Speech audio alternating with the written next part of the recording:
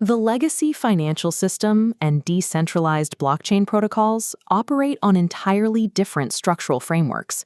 The Keeta network was engineered as an institutional-grade Layer 1 to act as a bridge, connecting traditional fiat networks directly with programmable on-chain assets.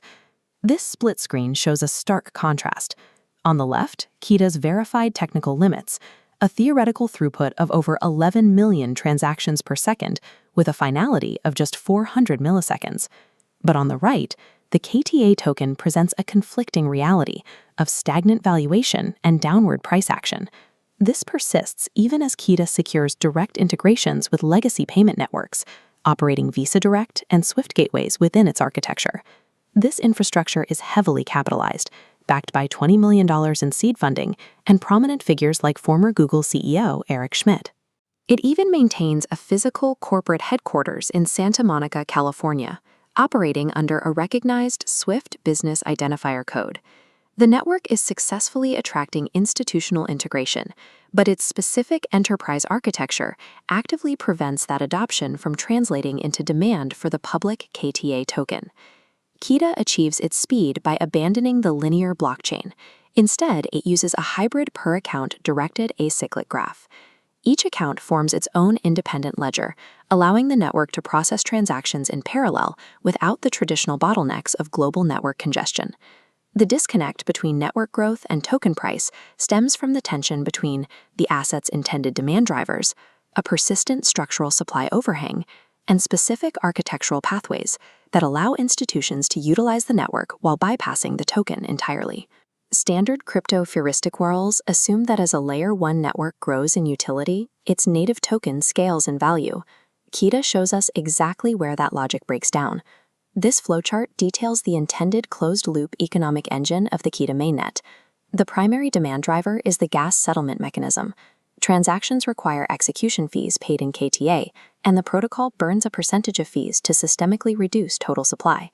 Because Keeta uses a delegated proof-of-stake model, network security relies on users locking up and delegating their tokens to validation representatives. To encourage users to remove KTA from the liquid market, the network offers tiered staking rewards between 5 and 12%. Finally, KTA acts as the baseline collateral reserve for on-chain fiat and cross-network swaps, anchoring external liquidity pools. This three-pronged demand structure, gas, staking, and collateral, is the standard value capture model for Layer 1 blockchains. It works smoothly as long as all network volume flows strictly through these channels. But the viability of this entire economic engine depends on one factor. It must generate enough organic demand to outpace the token's aggressive inflation schedule. This stacked area chart breaks down the 1 billion token hard cap of the KTA supply. Currently, only about 55% is actively circulating. The remaining 45% is locked within smart contract vaults. This creates a severe structural supply overhang. Keeta utilizes a continuous linear vesting schedule for early investors and foundation treasuries. Spanning 52 scheduled events through August 2029, over 449 million tokens will systematically bleed into the circulating supply. The network also executed an anomalous token generation event. Of the 500 million tokens reserved for the community ecosystem, 80% were unlocked instantaneously at launch. On-chain data reveals that these unlocked tokens bypassed open market price discovery entirely, transferring directly into heavily concentrated holder addresses. Neutralizing this dilution requires massive organic transactional utility that the enterprise architecture restricts. The only significant counterpressure to date occurred in mid-2026, when on-chain intelligence detected major whale movements from exchanges like Coinbase and Kraken into active liquidity pools following a retail application launch. The first major barrier neutralizing KTA demand is baked into the base ledger protocol, the multi-token fee model. When traditional financial institutions process cross-border payments, they operate under strict margins. They require absolute price predictability and cannot expose settlement pipelines to public crypto volatility. Returning to the mainnet flowchart, Keeta allows network participants to configure transaction fees natively in stablecoins or tokenized fiat. This creates a structural leak. A corporate client bypasses the KTA gas token entirely, routing volume through an alternative fiat fee path. This is highly effective software.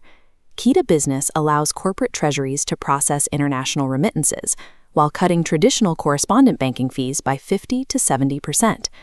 As these remittance channels come online, the aggregate transactional volume processed by the Keeta network scales exponentially. However, because of the multi-token leak, the native token captures precisely zero of this utility. Major commercial banks can utilize Keeta's 11 million TPS throughput and high-speed settlement rails with ever having to purchase, hold, or spend a single KTA token. The second, far more severe barrier to KTA's value capture is Keeta's deployment of private subnetworks. Commercial banking consortiums cannot run sensitive financial data on a fully transparent public ledger.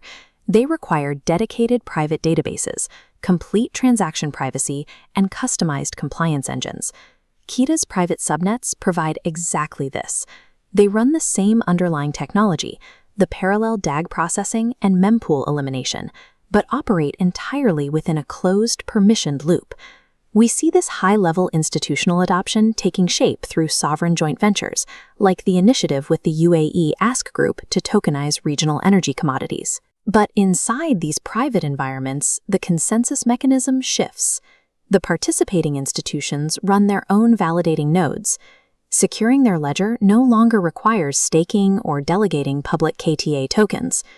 Transaction fees inside these walled environments are strictly settled via tokenized fiat, completely circumventing public gas requirements. Enterprise volume inside the subnets will rapidly scale into billions, while retail volume on the public mainnet remains flat and isolated. Keeta's architecture allows financial giants to leverage its powerful technology stack without generating any economic demand for the KTA asset. In this model, the public chain acts as little more than a live demonstration platform for the underlying software. The technological supremacy of Keeta as a settlement layer is factually sound, but in infrastructure analysis, technical utility does not automatically equal token value capture.